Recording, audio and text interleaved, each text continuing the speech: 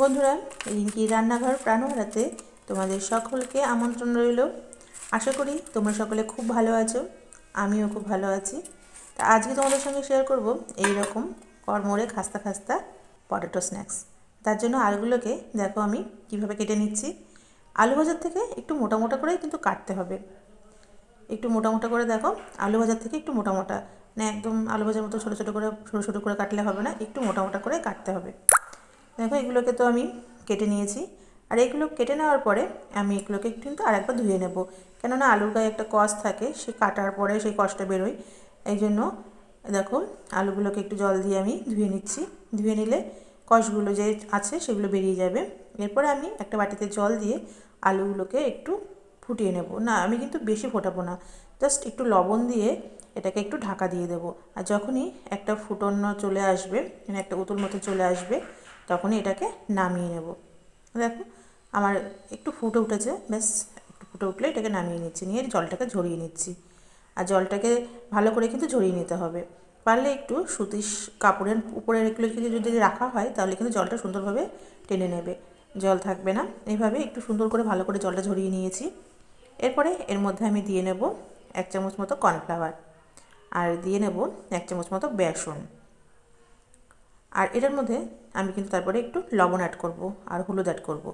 একটু সামান্য হলুদ দিয়ে নিচ্ছি আর সামান্য লবণ দিয়ে নিচ্ছি। লবণটা কিন্তু খুব একটা বেশি দেওয়া যাবে না, কেননা আগেও আমি লবণটা দিয়ে একটু ফুটিয়ে নিয়েছিলাম। এরপরে দিয়ে নিচ্ছি একটু শুকনো লঙ্কার গুঁড়ো বা কাশ্মীরি লঙ্কার গুঁড়ো, যে কোনো একটা কিছু দিয়ে এটাকে একটু সুন্দর করে মাখিয়ে নিতে হবে। এভাবে নেড়ে নেড়ে এগুলোকে একটু মাখিয়ে নিতে হবে।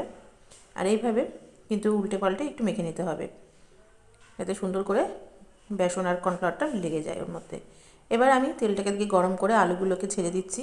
আর আলুগুলো কিন্তু এভাবে একটা একটা করে ছাড়তে হবে, কেননা আমি যদি একসঙ্গে আলুগুলো দিই তাহলে কিন্তু একটার সঙ্গে আরেকটা লেগে যাবে, তাহলে এগুলো কিন্তু ছাড়াতে একটু কষ্টই হবে। এই জন্য একটা একটা করে যদি ছেড়ে দেওয়া হয় না, তাহলে খুব সুন্দর আলুগুলো একদম ঝরঝরা থাকে, একটার সঙ্গে একটা লেগেও যায় না।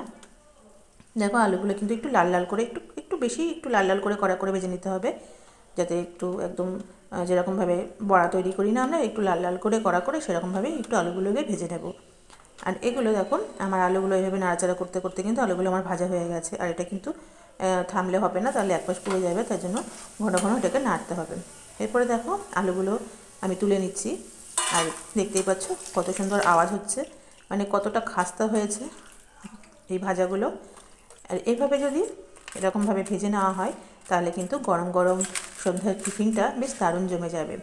এরপরে এগুলোর মধ্যে আমি একটু ছিটিয়ে দেবো কী বলতো, একটু চিলি ফ্লেক্স, একটু লঙ্কা আমি তেলে ভেজে নিয়ে সেটাকে গুঁড়ো করে নিয়েছি।